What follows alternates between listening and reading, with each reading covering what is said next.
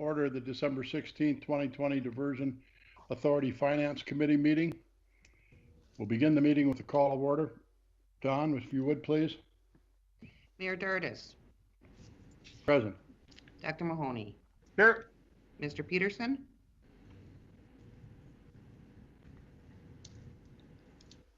Mr. Hendrickson. Mr. Jacobson. Yes, here. Mr. Costin. Here. Ms. Johnson. Mr. Montplaisir. Here. Mr. Redlinger. Here. Mr. Steen. Here. Mr. Gehrig. Ms. McCall. Here. A quorum is present. Thank you, Don. We do not have it on the agenda, but we do need to approve the order of the agenda. I'd like to make one suggestion, if I could, please, and that is on the second page where there's the compensation study. I'd like to move that compensation study up higher on the list of other business. I'd like to have it right underneath the 2021 cash budget. There's a discussion item there that we might lose a couple of our committee members late in the meeting, and I want them to, I value their input on that. So I would like very much to have the compensation study moved to right below the 2021 cash budget. So I would entertain a motion to approve the agenda as amended. Steen to approve, amend as agenda. Jacobson, second. Peterson, second. We have a motion and a second. John, would you please call the roll with regard to the agenda? Mayor Dardis. Yes? Dr. Mahoney. Yes. Mr. Peterson. Yes. Mr. Jacobson. Yes. Mr. Costin. Yes. Mr. Montplaisir. Yes. Mr. Redlinger. Yes. Mr. Steen. Yes. Ms. McCall. Yes. That is everyone. You Thank you, forgot Don. me. This is Chuck. We forgot Chuck Hendrickson. Okay, he wasn't on the initial roll, so I'll put you on now. Thank you, Chuck. Thank you. Next order of business is to approve the minutes from the previous meeting. They are attached, have been distributed. Steen moves to approve. We have a motion. Is there a second, please? Peterson, second. Thank you. We have a motion and a second. Don, would you please call the roll with regard to the approval of the minutes of the previous meeting? Mayor Dardis. Yes? Dr. Mahoney. Yes. Mr. Peterson. Yes. Mr. Hendrickson. Yes. Mr. Jacobson. Yes. Mr. Costin. Yes. Mr. Montplaisir. Yes. Mr. Redlinger. Yes. Mr. Steen. Yes. Ms. McCall. Yes. That is everyone. Thank you, Don. Item number 3 is the approval of the bills. They have been distributed. Call on Mr. Costin, please. Sure. Thank you, Chair. Total bills to be approved, $10,566,816 as listed here. Primary largest payer of the Cass Joint Water District, mostly for land acquisitions. Some reimbursements to the stakeholder entities are also on the list as presented. So that'd be the extent of my report. Thank you, Mr. Costin. Are there any questions of Mr. Costin? Chair would entertain a motion, please, for approval. Steen moves to approve. Thank you. Is there a second, please?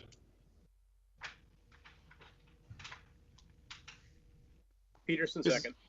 Thank you. It's been moved and seconded to approve the bills as presented by Mr. Costin and as distributed. Don, would you please take the roll?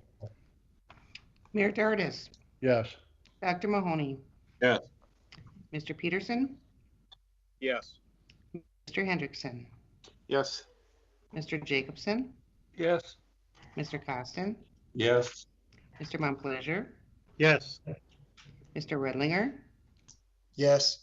Mr. Steen. Yes. Ms. McCall? Yes. That is everyone. Thank you, Don. Next order of business is a financial report. Again, we call on Mr. Costin.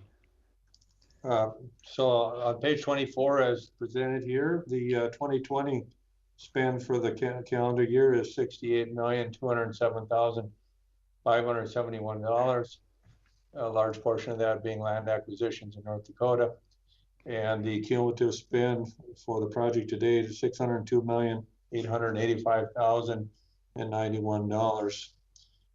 If you move on to the statement of net position on page 25, our net position has gone up $119,467,242. I wanted to comment briefly on the State Water Commission.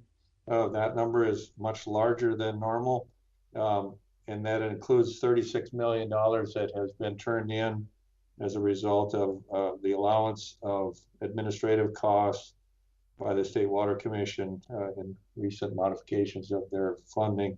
So we've turned in $36 million of past expenditures that will be reimbursed and returned to our treasury by the end of December. We've had dialogue with some of their staff people, and they feel as though we will be paid by the end of the year.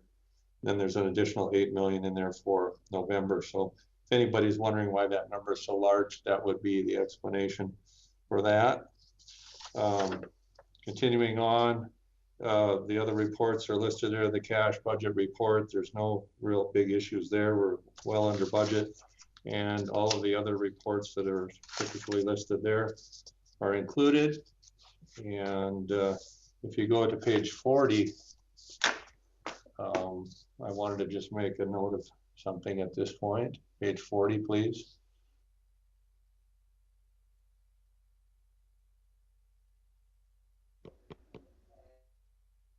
It'll be just 1 second.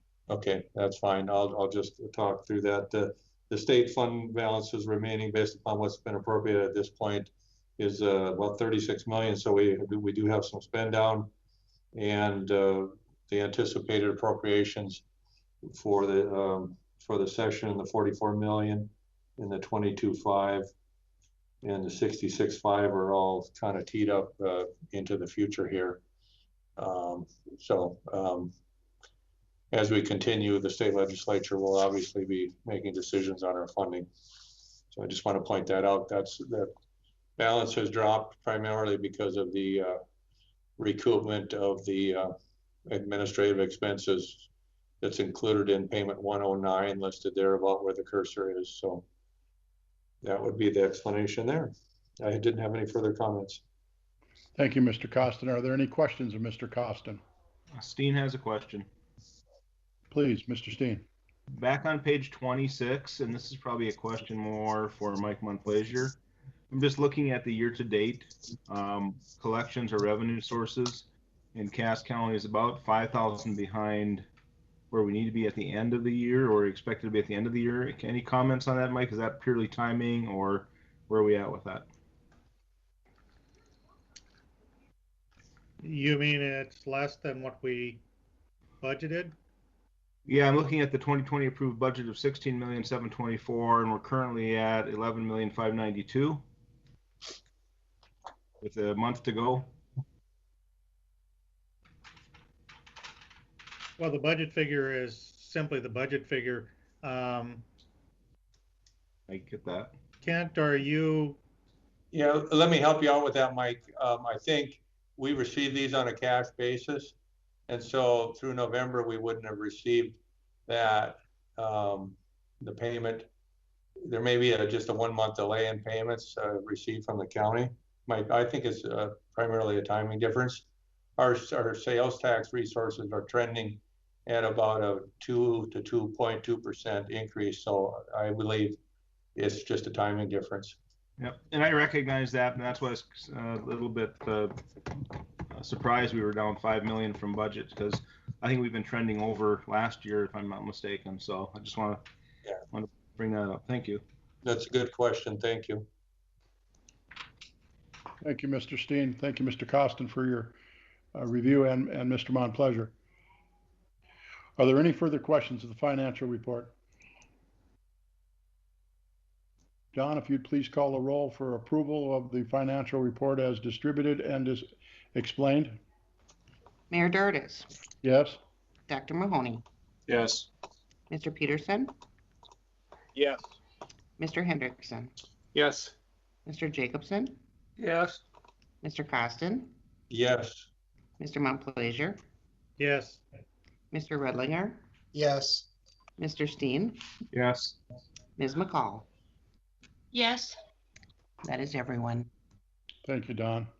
Item number 5 is the Executive Director Financial Report. Mr. Paulson. Thank you, Chairman Dardis and members of the committee. I'll just be brief because I know we have a large agenda here. Similar to the last few months, we're tracking significantly under budget for 2020.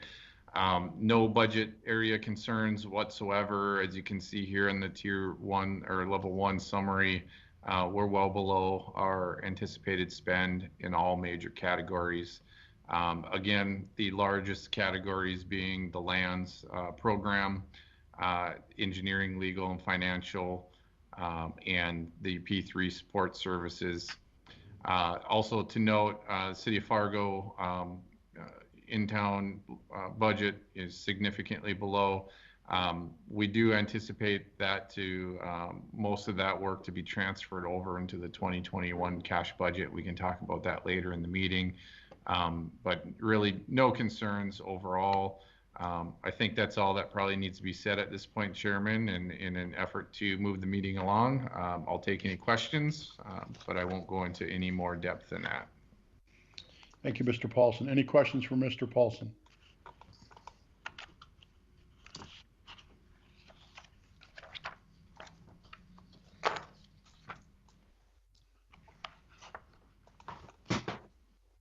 Item number 6 is the contracting actions. Mr. Paulson. Thank you, Mr. Chair. I have 2 contracting actions for consideration and recommendation to the DA board for the Finance Committee. I'll explain both of them. You can take them both as a vote or take individual as you please. The first one is scope of work number 5, amendment 2 for P3 RFP support for Ernst & Young Infrastructure Advisors. Ernst & Young is our financial planning consultant. They've been working with us through the duration of the P3 procurement. They are requesting an additional $1 million to their contract task order. This is due to the slowdown and delay in the procurement process.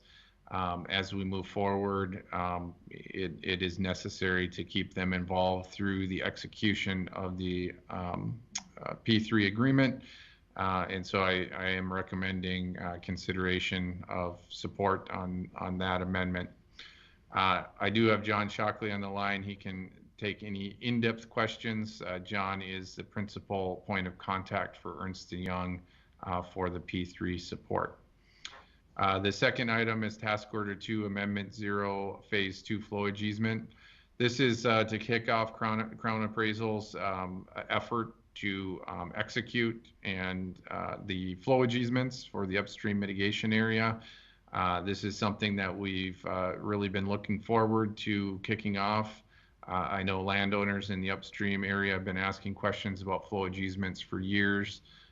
This is going to be able to answer those questions and ultimately begin negotiations with landowners to get those flowage easements into place. So with that, I'll take any questions related to either one of those. We'll start with the Ernst & Young Infrastructure Advisors and that amendment. Are there any questions of Mr. Shockley or Mr. Paulson on that item?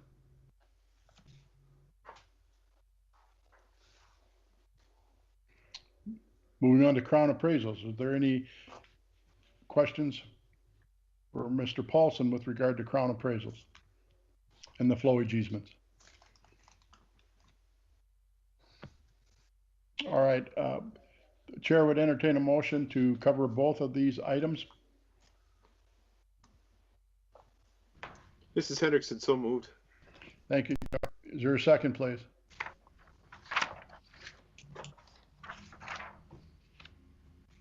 Steen to second. Thank you.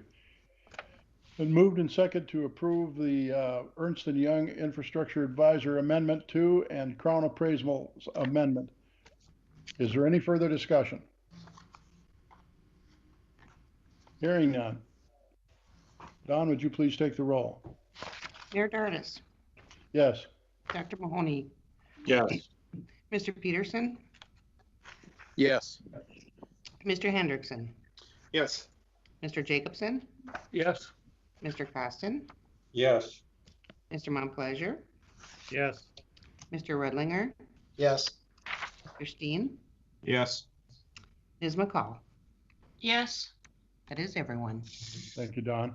As you can see, the next three items, there is nothing to report. So we'll move on to other business. Item number 7, the 2021 cash budget. Mr. Paulson. Thank you, Mr. Chair. So the committee had a preview 2 months ago on the draft cash budget. We've since put that on hold and revised it, and we're bringing back a revised budget. We went from 178 million to 219 million. A number of reasons for that. One being the setup of the Economic Relief Fund as part of the upstream JPA settlement agreement. That initial relief fund payment of 35 million has been included under other mitigation projects, which brings that budget item up to 39.6 million. The other additional dollars came into play for the transfer of lands and the anticipated schedule of when those would hit. And you can see we have increased that budget to 69 million for next year. So with that said, I think that those were the only substantial differences between the cash budget before as presented and the cash budget today. I'll go through a little bit more detail here under the level 2 detail. You can see that the management, legal, financial, procurement budget is substantially higher than it's ever been. This is related really to the procurement of the P3 developer, as well as a number of utility relocations that are necessary. And you'll see later in the meeting, Mr. Shockley will present a large number of utility MOUs that are being asked to be executed this month. Those utility MOUs and the work necessary to move those utilities are contained within the channel construction item here at 34 million. Moving down to other mitigation projects, this is where you see the upstream JPA settlement for the Economic Relief Fund, as well as additional wetland and environmental restoration work necessary for the Oxbow Hickson Baki project, as well as the remainder of the levee system there. Moving down to in-town flood protection projects. Move back, there we go. We see that budget of 35 million. That's really taking care of the rest of the in-town work necessary within the city of Fargo, and a large number of the River Stage 37 projects that are anticipated. Move down to the next page, please.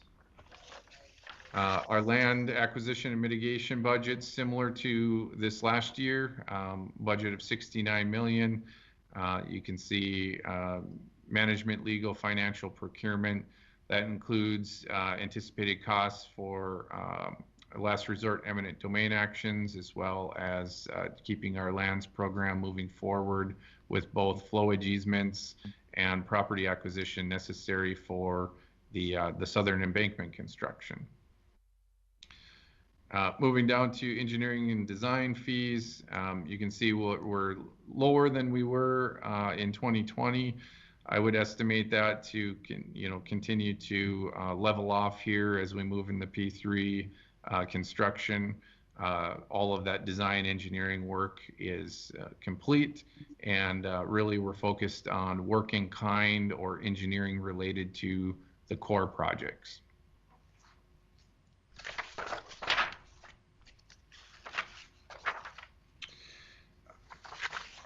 we lost our, oh, there we go. The final area, the program management, you can see we have a $12 million budget. Similar PMC related functions moving into next year as we head this year. Nothing of major significance that's changing really between this year and next year. Just a note, in 2020, you can see we ran our PMC budget, quite a bit lower than anticipated. I do believe some of that was a result of efficiencies gained as we brought DA staff on board. And so, we anticipate that to continue to move forward into the future. So, one more item to note, sorry, Mr. Chair, the debt service component you can see has substantially been reduced between what we had anticipated in 19 and 20. And that's a result of lower interest rate environment on some of our debt service. And so we are realizing some savings from that aspect as well. So with that, I will entertain any questions that the committee may have. Thank you, Mr. Paulson. Is there any questions for the committee? Joel, you showed us a lot of information, but sometimes when Martin talks about quarter financial plan, you now are showing us some savings. And I remember when we had Oak Grove come on, that added cost, different costs. I don't know how you would show this, but Rick Steen probably know the magic to do this, but it would appear in some ways you've got some cost savings that we're realizing, but does that overall change when, if we said we had so much in expenses we expected in 2020, again, 2021, it looks like we're getting some cost savings as well. So there's a lot of data that you put forth to this. How would we ever gauge that maybe we're ahead of it? Because I know we have a lot of contingency, but what if we're getting a little ahead of some of this stuff? Wouldn't we have less we would need as far as from the state? Yeah, thank you, Mayor Mahoney. I think that's a good observation. And for us, it's somewhat of a moving target. As you're aware, we're tracking a number of potential cost increases as well, and we're managing those as we move along. I think it's encouraging that we're finding cost savings in a number of different areas. Really the big unknown at this point is what our P3 bids are going to be. And that's really going to determine the certainty moving forward. Once we get those P3 bids, we'll pull the crank on our financial plan, and we'll come back to the Finance Committee with a lot of certainty, and we can show those cost savings, we can show where we're at, and we're really locking in our and minimizing our risk at that point. And so we'll continue to obviously track pluses and minuses as we go along. And I think it's been encouraging over this last year that we found a lot more minuses than pluses. But of course, the big question mark is where we're going to be sitting once we get those P3 bids in hand. This is Steen. Yes, Rick. Thank you. Good question, Mayor Mahoney. I agree with Joel. It's going to be almost impossible to find out where we're really at until we get the P3 bids out there, and then we can probably lay out a schedule that we're more accustomed to and say, here's our estimated completion, cost versus what we assumed at one point in time. And that's even more complicated because it's more of a finance plan, not just a period in time cost. And so it gets very complicated to do that. So anyway, I agree with Joel's comments on that. The one question I would have, Joel, on this is we talked about when we approved this, I can't remember what word you used. It was very good though. Financial mitigation plan or something for the upstream group and the Buffalo White Red. We talked about the fact that we have costs that were already anticipated that would, we'd be paying for with the 35 million. I mean, I remember that discussion very clearly. This isn't 35 million, it's something less because we always contemplated that. And so at one point in time, perhaps the next meeting, it'd be nice to find out in true fashion, what in fact our budget changed because some of these costs were now they're all rolled up into this mitigation $35 million cost, which means to me some of the other costs should have gone down by substantial amounts based upon that discussion we had earlier. So it'd be nice to see that at some type of presentation format in January. Yeah, thanks, Commissioner Steen. I think we can easily pull that together, you know, and that's in the context of what we're looking at here. As you know, we're looking at a year-by-year cash budget, but this is not the overall, you know, budget estimate for the project itself. And that further gets complicated in that we have a capital budget and we also have a long-term financial plan. And so there's some nuances, but I think we could present the information to show how that economic relief fund payment plays into our overall ultimate mitigation budget. And you're right, the conversations we've had before is we were able to find enough room in our mitigation budget to accommodate that economic relief fund without having to increase the capital budget of the diversion authority, and so we can lay that all out in January, give you a brief update on where we're sitting with that. That'd be great. Thanks. Yep. As been discussed, obviously the year 2021 is going to be different in the sense of the amount of dollars that are going to be expended as we continue to move forward. Joel, could you address with regard to program management or whatever, a staffing perspective, or what your thoughts are on that? Obviously, we're under discussion right now for a finance director, but what other additional staffing needs or support staff do you project for 2021? Yeah, thank you, Chairman Dardis. You know, you mentioned the finance director. Of course, that's going to be a very important part of our executive leadership team that we have with the DA. Most of the support functions of the finance director are being performed by member entity staff, as well as the PMC and other consultants, Onstead Twitchell. We hope to centralize a lot of those duties into a public role under the finance director, and we see a lot of value in getting that position filled. Another position that Mr. Bakigard and I have talked about more on the implementation and engineering side is a compliance officer. As we move into construction and we execute the P3 agreement, as well as the plethora of memorandum of understandings that we have with various entities, there are hundreds and hundreds of compliance points that we need to meet. And we do need active control over those compliance points to ensure the integrity and credibility of our organization moving forward, and that we're meeting all of the obligations that we're agreeing to within these documents and within these agreements. That should be, in my mind, a internal public side staff function.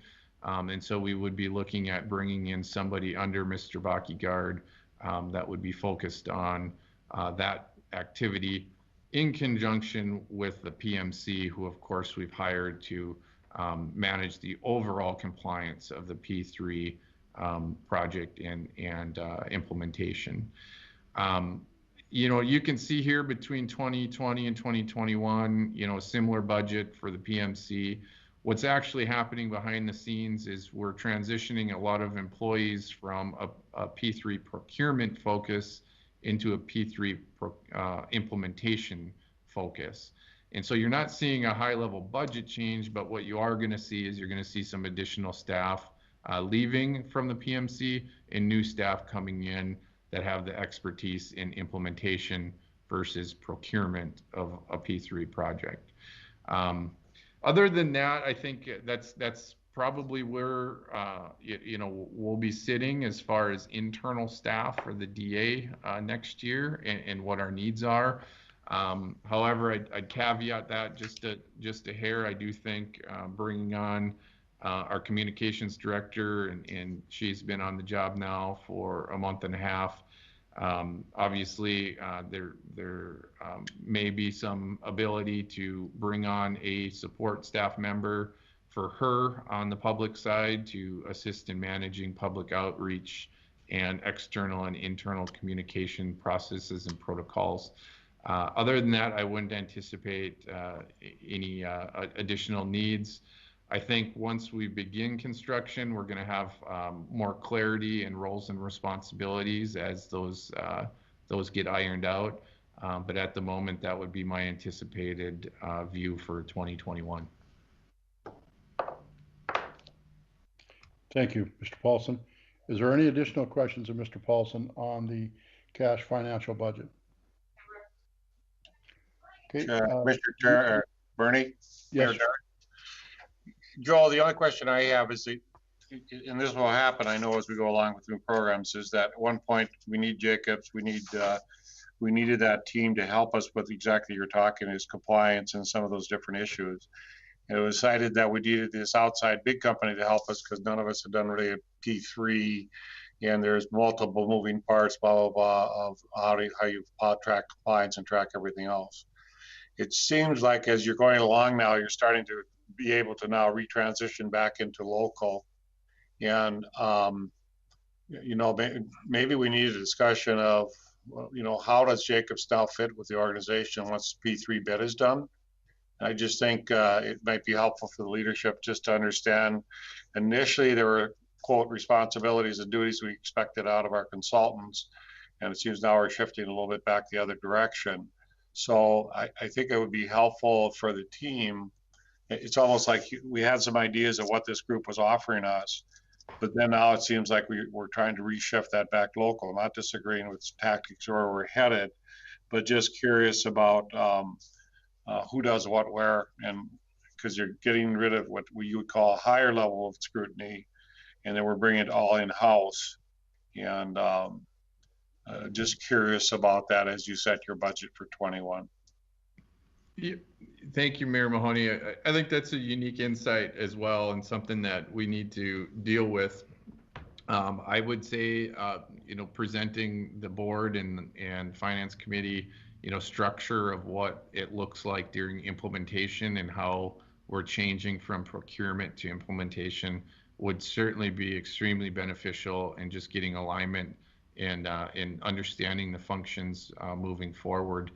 The Jacobs has carved out, you know, some roles and responsibilities for local consultants that should be done at the local level. Doesn't require national or international expertise as we move into monitoring and compliance of the P3 construction. And we will be moving forward with filling those roles and acquiring some additional consultant individuals to cover those roles. Overall, however, you know, we continue to have the underlying roles and responsibilities and duties of the program management consultant, you know, and how they track and monitor document control, invoice control, finance control.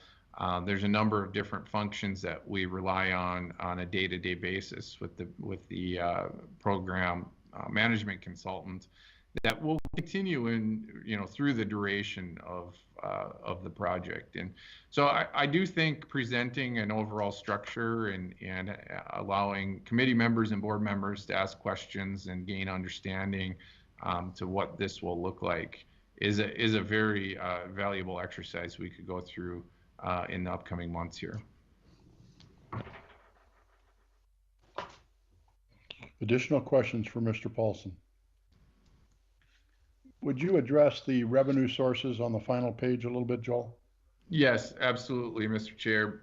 So this is the revenues and the sources that support the cash budget for 2021.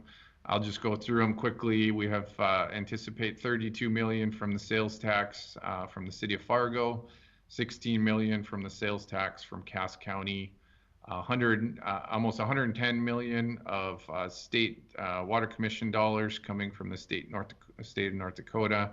And then we have investment income on our cash reserves of 200,000. And we have property income from our asset lands at 500,000. And then, of course, we're utilizing, as we talked about earlier in the conversation, when Kent mentioned we're at, I believe it was 119 million in cash. We're utilizing 61 million of that out of our cash reserves to support that cash budget. On your property income, I partook in the land management committee meeting earlier today. Is that property income, is that from producers that we're leasing land back to? That is correct, Chairman Dardis, and that will change as we move forward, because once the construction starts, some of those land leases will dwindle in comparison to the property necessary for construction. And so we're anticipating 500,000 for next year. That is down from what we received in 2020 due to the fact that we're restricting the types of crops that producers can grow within the right-of-way limits of the diversion channel in an effort to ensure that they can get their crops off prior to disturbance from the P3 developer. So in the lease agreements, it's referenced that they must produce small grains? That's correct. Yep. Okay, thank you. Yep. Any additional questions for Mr. Paulson on the 2021 cash budget?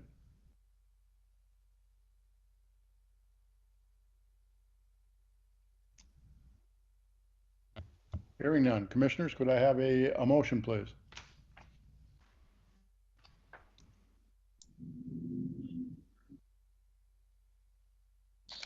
Peterson motion. Thank you. Is there a second, please? Steen seconds. Thank you. It's been moved and seconded to approve the 2021 cash budget as presented and distributed.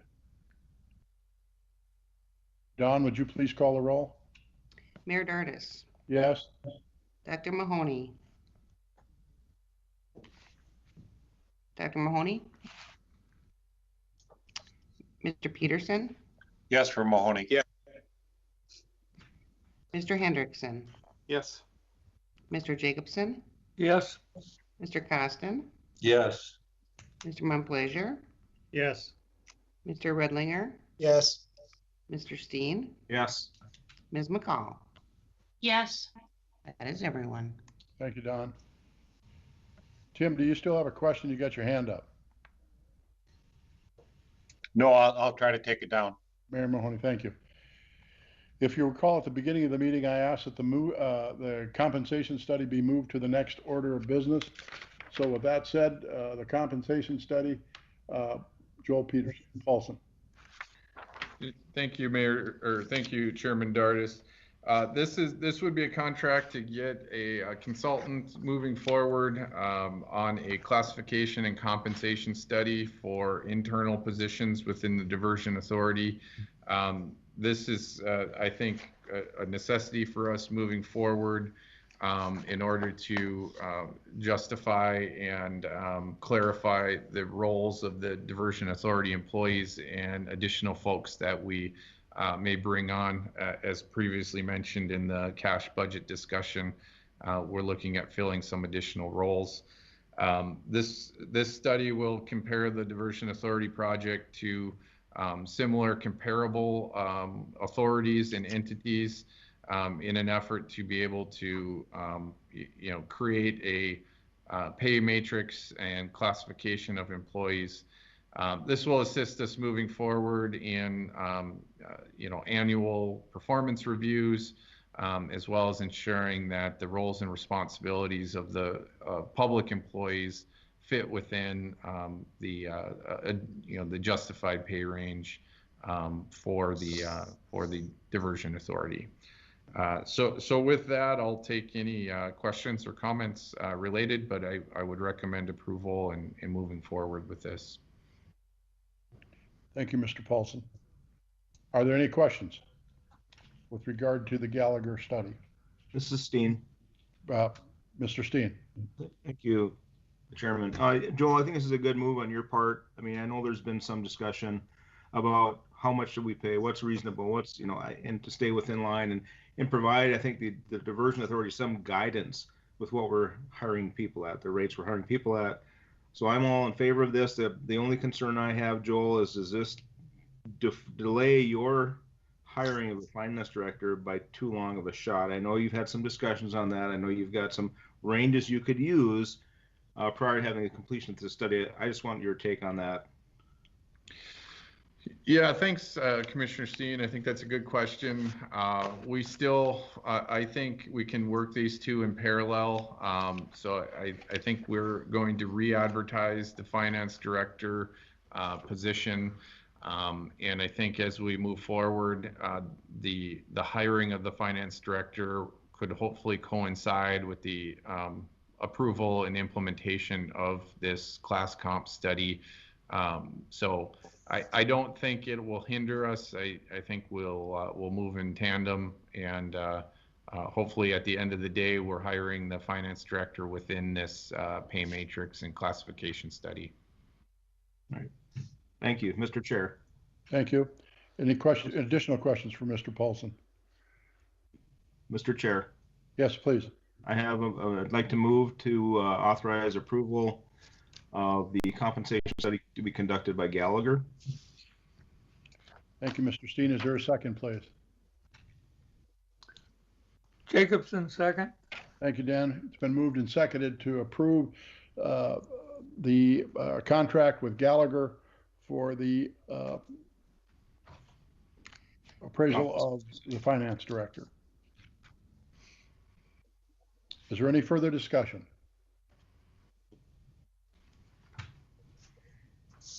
Hearing none. Don, would you please call the roll? Mayor Dardis, Yes. Dr. Mahoney, Aye. Mr. Peterson, Yes. Mr. Hendrickson, Yes. Mr. Jacobson, Yes. Mr. Costin, Yes. Mr. Montplaisir, Yes. Mr. Redlinger, Yes. Mr. Steen, Yes. Ms. McCall. Yes. That is everyone. Thank you, Don. Next Mr. order Chair. of business. Mr. Chair. Yes, Excuse me please, for Mr. interrupting. I inform you I'll have to excuse myself from the meeting at this time. All right, thank you, Mr. Steen. Next order of business is WIFIA loan update. Mr. Shockley.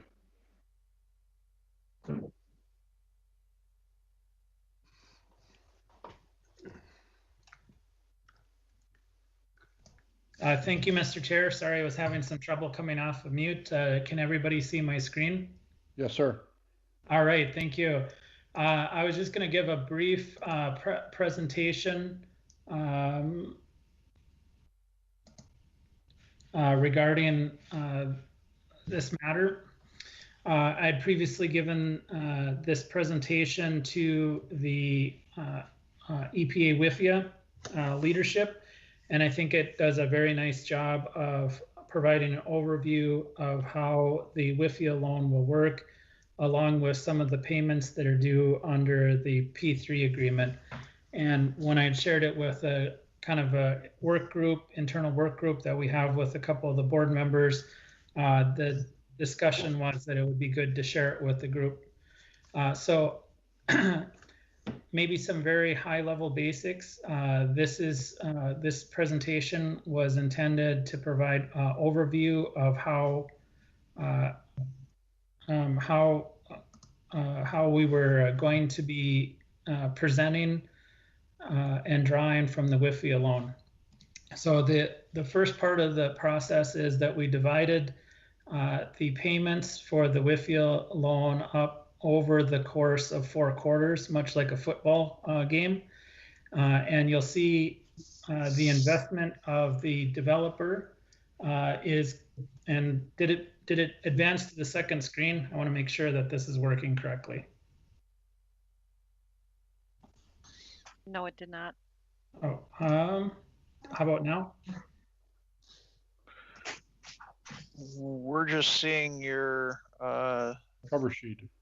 cover Okay. sheet. Now, yep, How now about- we're on the now we're on the fourth sheet. Okay, There. how about now? Yep. There, you're on number 2 now, John. All right, sorry about that.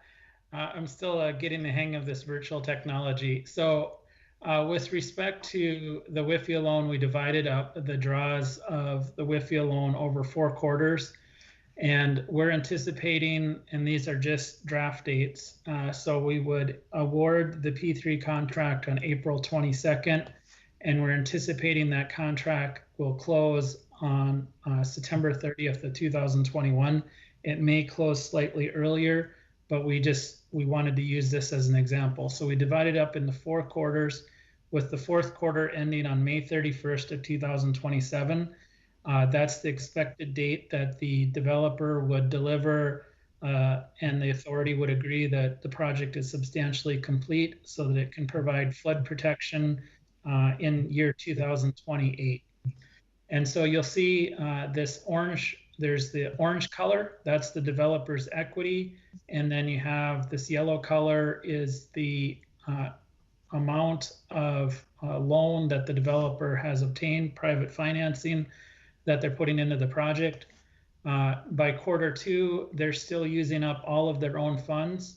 The authority has not drawn or paid them any funds. So all of the construction that is going through the 1st quarter is all being paid for out of the developer's pocket. Then you'll start seeing in quarter 2, that's when we start thinking about drawing on a loan. And so we have, at this point in time, we have the developer's private equity. We have a little bit of their loan. They're still running up their loan. And then this blue chunk is some of the SRF financing. So we have about $81 million of SRF financing. By quarter 3, you'll see we've drawn 53% of the WIFIA loan. And then you start to see the pie chart sort of balance out again. And then by quarter 4, we've drawn 100% of the WIFIA loan, where you'll see that the WIFIA loan makes up about a quarter of the pie. The other authority funding, which could also include some cash payments, the developer's private equity, and then their private loan. So why is this important? I think that this sheet does a really nice job of explaining how a P3 works and why it's valuable to an owner. You'll see at financial close, we set 3 lines. The first is the amount of financing and equity that's committed by the developer. And this is that orange line, and you'll see it sits slightly above 400, about 426 million to about 450 million of private loans and equity. And so for the 1st quarter, they're largely burning through their funds.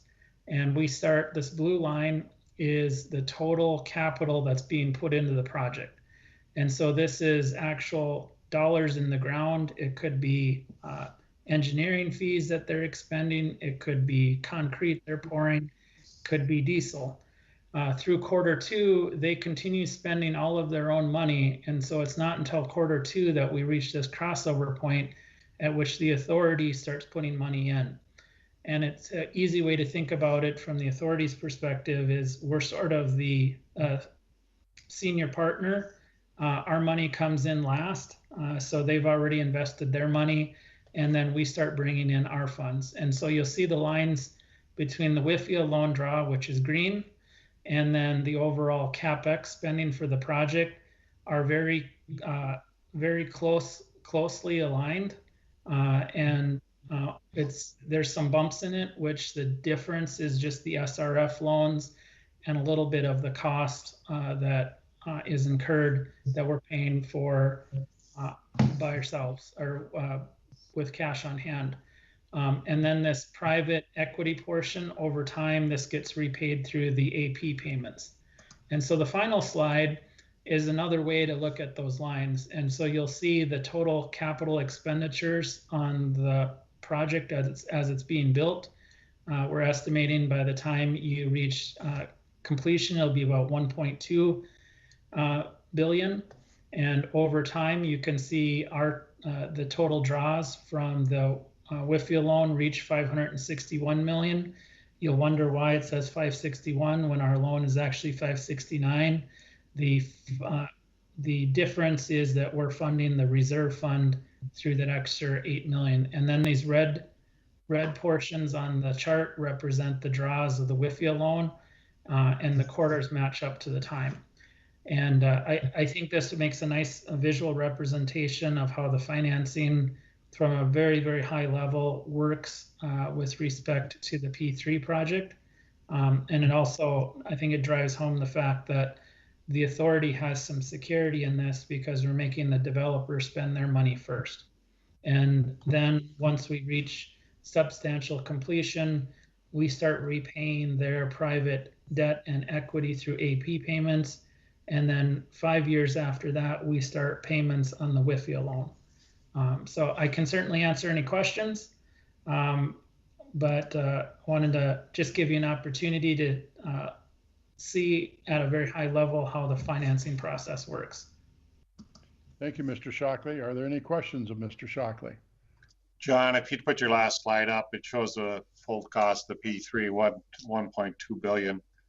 And then if I subtract out what we put in the WIFIA 561, a legislative person, it might look like we only have 646 to make up million. I'm just curious how you think their minds will look at that that blue line going to your green line. Is that quote what the state has to fund? And I know it's more complex than that, but just trying to look at it simplistically, that if a legislative person looks at it, they might think that we only have to find 646. So going back to sort of the accountant's view of the world, this is just our expenditures. This isn't our revenue side. This is how much money the authority is putting out the door. On the revenue side, we have to repay the WIFIA loan, this 561, with our local sales tax. The SRF funds are being repaid with the local sales tax, as are the AP payments being repaid with the local sales tax. And so we still have many other, either 2.75 billion of the project minus the 1.2 for the developer. That's really what we need from the state and from the federal government. Good explanation. Thanks, John. Additional questions for Mr. Shockley?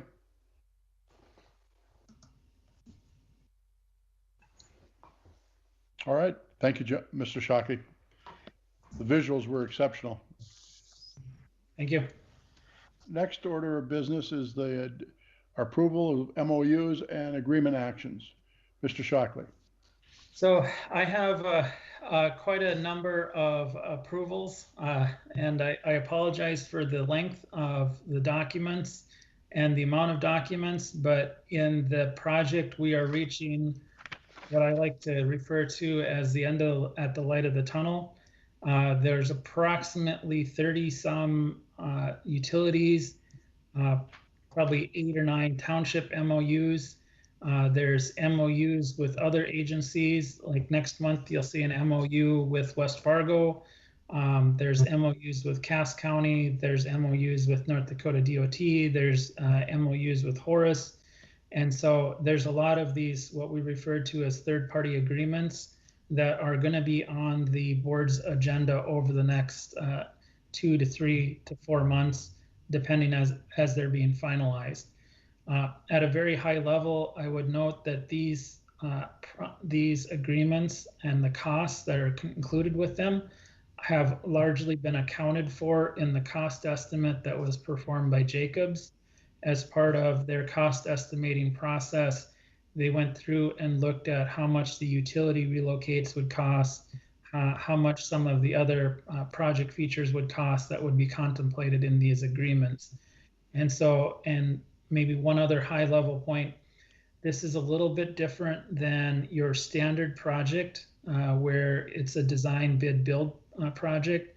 Oftentimes cities and counties will prepare the plans and specs, they'll bid it out, and then after the fact, you'll start entering into agreements with utilities to relocate the utilities.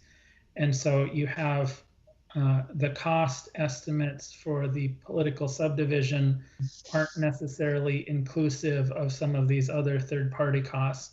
In the P3 world, all of these costs get accelerated to the front, and so there's more visibility, but from the political subdivision standpoint, you know what your costs are going into the transaction.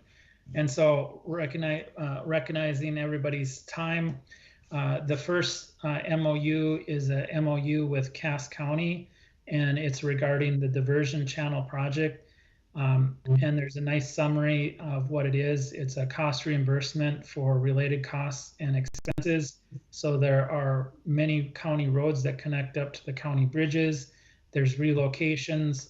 There's costs that are being borne by the county for both design, engineering, access, construction, and some reimbursement of costs by the county, and also long-term maintenance issues. I can answer any specific questions you might have about it, but my understanding is this has been approved by the Cass County Commission. And so the last step in the process is for the Diversion Authority to approve it. Any questions for Mr. Shockley on the Cass County MOU? So do we want to take, I'm sorry, yeah, we'll take them one at a time. May I have a motion, please? Mr. Chairman, motion to approve Peterson. Thank you, Mr. Peterson. A second? Do we have a second, please? Second. Thank you. Been moved and seconded. Is there any further discussion on the Cass County MOU? Hearing none. Don, would you please read the roll? Mayor Dartis. Yes. Dr. Mahoney. Aye. Mr. Peterson. Yes. Mr. Hendrickson. Yes. Mr. Jacobson. Yes. Mr. Cont'd. Yes. Mr. Montplaisir. Yes. Mr. Redlinger. Yes. Ms. McCall. Yes. That is everyone. Thank you, Don. The next order is the North Dakota DOT MOU for I-29. Mr. Shockley. Thank you, Mr. Chair. I'll be brief. This is a MOU that we've been working with North Dakota DOT and Army Corps of Engineers for almost 9 months. And this is in regards to the I-29 road raise project. It is a reimbursement for North Dakota DOT staff for their review of designs, engineering costs, acquisition, construction, and probably more importantly is inspection services and long-term O&M, because the interesting part about this project is that the authority will ultimately control what's underneath the interstate, and which seems simple at first, but when you start thinking about it, how do you maintain flood protection that has an interstate that goes up and over it along with a bridge? And so the MOU took some time to develop, and it also includes an attachment to it that's referred to as an Army Corps of Engineers memorandum for record that contains the requirements and the obligations of the Army Corps of Engineers. Can certainly answer any questions that you may have about it. It got very detailed because there's some complexity in the relationship of the parties. Thank you, Mr. Shockley. Is there any other questions for Mr. Shockley regarding the North Dakota DOT MOU? Any questions? Would move to approve all the MOUs unless one particular member has a question on any one of the MOUs. You're moving for all 10 of the items to be approved, Mayor? Yes, yes, I am. I'm assuming John did his work. All right. All right. It's been moved. Is there a second?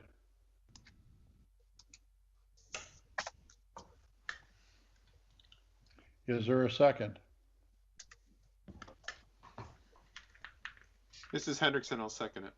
Thank you. It's been moved and seconded to approve items 1 through 10 on the approval of the MOU agreements and actions as outlined by Mr. Shockley.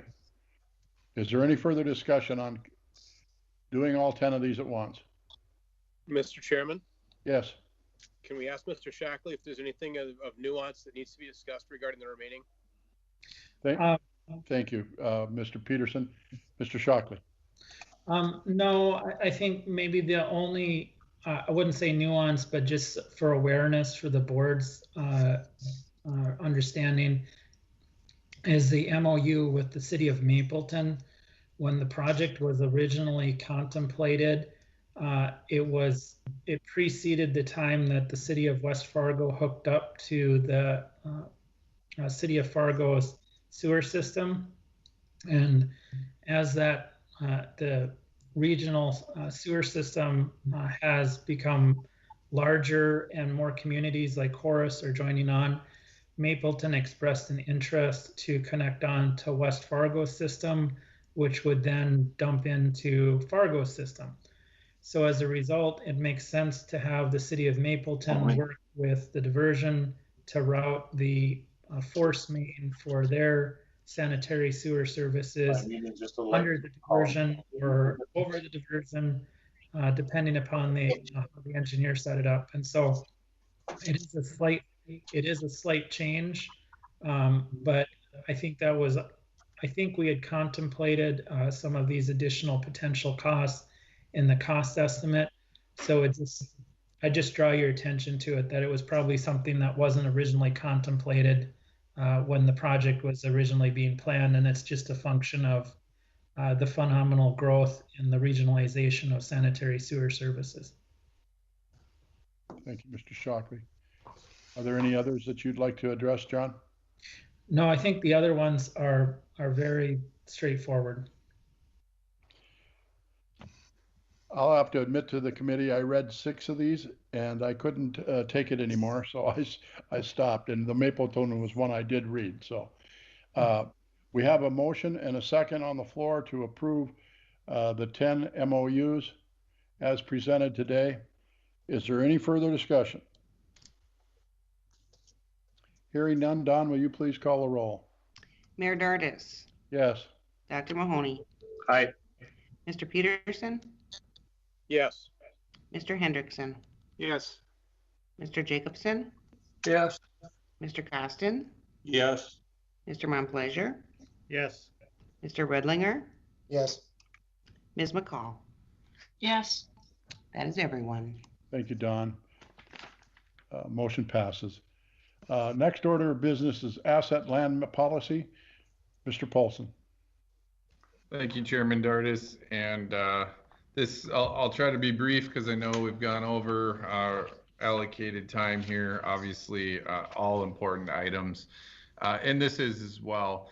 This is a draft policy that I worked with Mr. Shockley, Mr. Nicholson, and Mr. Dodds on. And it really addresses how we're going to manage and potentially ultimately dispose of asset lands outside of the right-of-way that we do not need for the construction of the project. And for the Finance Committee's context, we have approaching or just over 20 million in acreage in farmland that we currently own and we're currently managing through land leases that is not necessary for the construction of the project. Most of these parcels were acquired by landowners that were impacted by the project. Some of them wished to sell additional land so that they didn't have an obtuse parcel or a smaller parcel. Some folks chose to just get out of agriculture altogether as part of the agreement with the Cass County Joint to purchase a majority of their lands. And so we have bits and pieces along the entire channel and portions along the southern embankment that the Cass County Joint Board currently owns and is holding on behalf of the Diversion Authority. This issue has been touched by the mitigation plan, but before we move forward with any sort of formal actions with this property, we wanted to get the input of the Lands Committee and the Finance Committee and develop a policy that would direct our actions and how we dispose of the property or own and maintain and manage the property. So this is the draft policy. I wish to get some input from the Finance Committee. I know this is the first time you're seeing it, but I wanted to go over it and hopefully gather that input from the Finance Committee over the course of the next month and bring a formal policy to the board in January for action. And so if we could just move down to the guts of the policy, and I'll explain what we're proposing at the moment. Under 4.1 key principles, the first, I think, policy issue we'd like to propose and get feedback on would be land sold via public sale. So we're recommending that any land that is disposed of that is not necessary for the project would be sold as a public sale, either listing or auction, and make that available to anybody or any entity that so chooses to make an offer on that property. The second item would be refrain from selling land at a loss. This has a few nuances to it because some of the land that we purchased in large tracts. We've needed to subdivide that into land with obtuse angles that makes it more difficult to farm. Obviously, some impact and loss of value on the property. But I think at the end of the day, our appraisal on the property and what the value of that is what we're really looking for here. In selling land at market value and not giving land away or selling it at a loss. Item number 4.3 would be preference to sell farmland to adjacent property owners. So giving them the first option to make a bid on the land. Again, we would require that the bid on the land would be equivalent to a market value price. But really allowing adjacent landowners to have the ability to negotiate first before it goes to a public auction or listed as a public land sale. Item 4.4 would be our wish to keep these parcels taxable. So even if the Cass County Joint kept the property in perpetuity for the benefit of the diversion, we would want to continue to pay property taxes on that land. If it was sold, obviously we can't mandate that it'll be taxable forever if another public entity were to purchase it and use it for a public good. But our preference would be to keep the parcels taxable. Item number 4.5 would be an option to hold certain land long-term. We ran a number of analysis, and there's property within the mitigation area that we currently own and possibly some in the future that we could potentially purchase that would be a financially beneficial purchase for the Diversion Authority. And I'll just do a quick scenario. We own some land that's right adjacent to the southern embankment on the unprotected side that we purchased that had development potential. And so we purchased that property for, let's just say for the sake of this example, $14,000 an acre. Typical egg property that we're purchasing is anywhere between $5,000 and $6,000. Once the project is implemented, that land would be worth $5,000 or $6,000 or whatever the going market rate would be for egg property. However, we're required to put a flowage easement on that property, and that flowage easement would be calculated as an appraisal of what the property would be without the project in place, the $14,000 per acre. So we have the potential where there's some property along the southern embankment that's probably most impacted by our retention area, that the flowage easement could be worth more than what the property will be valued at after the project is in place. Not only that, but there's higher risk for prevent plant and summertime crop loss insurance payouts for some of the property that's directly adjacent to the southern embankment. So with all those risk considerations and value considerations, there is a real argument to be made that it'd be financially more advantageous to the Diversion Authority to retain and manage some of that property long term. We wanted the options to be able to do that through this policy directive. And so with that, I guess I'm not necessarily asking for any in-depth discussion today. I did present this at the Lands Committee. We got a lot of great feedback, a lot of support for these items.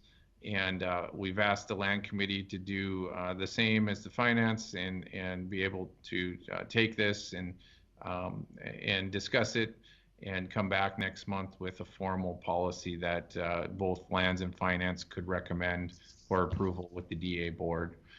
So with that, I'll take any questions if there are any, but I'm not asking any formal action tonight. Mr. Paulson, with regard to the example that you used, throughout the footprint, how many acres are we talking that we would keep in for future development? So, you have any idea? I'll probably rely on Mr. Dodds. It would really be the land located in the mitigation area. So as you can see, we own some parcels in what we refer to as the Camel Hump area at the moment. There more than likely will be some additional remnant parcels that are purchased as we purchase the land necessary for the construction. This is really the area where the flexibility to keep and lease that land would prevent us from having to have crop insurance and prevent plant policies on those parcels.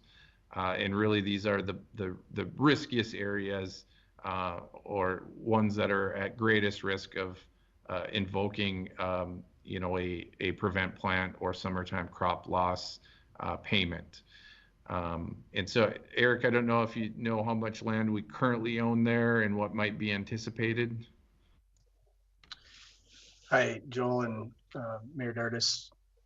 Right now, you can see on the map showing those are the highlighted parcels are the parcels that we own, and we're considering some type of asset, meaning that we own more property rights than what we need. We've had a lot of discussions, as Joel just mentioned, in the Camel Hump area. It may be advantageous for us to purchase that land in fee title to limit the agricultural risks. A lot of that land is going to be valued somewhere greater than raw ag land. In fact, probably quite a bit higher than raw ag land. And so we need, at a minimum, we need to pay for the development rights. And so the flowage easement price will be approaching the value of fee title. And so I think that as the analysis I've done on this, I feel like it makes good financial sense to be buying that land in fee title. Plus, we could avoid having the backside risk of, more regular crop damage issues arise in that area. So. Well, and I just want to note, Mr. Chair, we're not proposing any sort of eminent domain here by any means, nor do we have the authority to do that. So it would have to be a willing seller, and the DA would be a willing buyer, and the financial analysis would have to support the benefit to the DA, both now and long term. Moving forward, looking at the 2021 cash budget, obviously, where the expenditures for next year at 219 million are substantially greater than what we've been doing. And of course, as you stated, we have about 20 million in assets of land. And I'm just looking at that overall dollar figure as to if we don't need this land and the farmers would like to buy it back, I'm an advocate to turning it to cash is what I'm saying. And so I certainly understand, the intricacies of this, and I appreciate the thoughtfulness that you put in the asset land policy. It's a great document. And the land group earlier today had some very thoughtful and heartfelt comments with regard to making sure that the existing producers have, first refusal and all of those types of things. So at the same time, when I'm talking about the financial element of it, that's a very sensitive issue to many of the board members. And, so the document is well thought out. It's the only point I want to make. So you're not looking for an action item on this today, Joel? You're come back to us at a later date? This is information only? That's correct, and I'll have the policy sent out to all the finance committee members. Feel free to engage in email or verbal discussions as you may, as you review it and think about comments related to the policy, and we'll bring the formal policy back in January. All right. Is there any additional questions for Mr. Paulson with regard to the proposed asset land policy that we're discussing? All right, we'll move on. The next order of business is the 2021 Fargo-Moorhead Diversion Authority Public Meeting Calendar.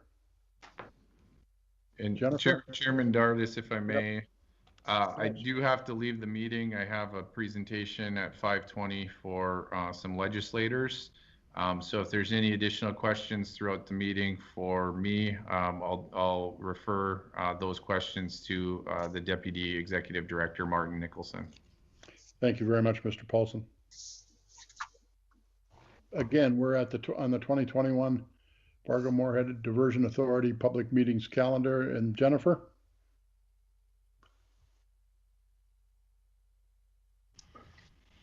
Yes.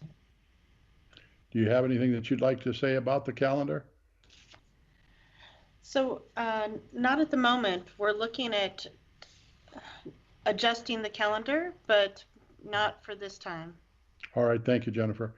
There's been some discussion on the various committee groups with regard to, I know that Commissioner Sherling is talking about with land acquisition, that they may be possibly going to meetings quarterly or whatever.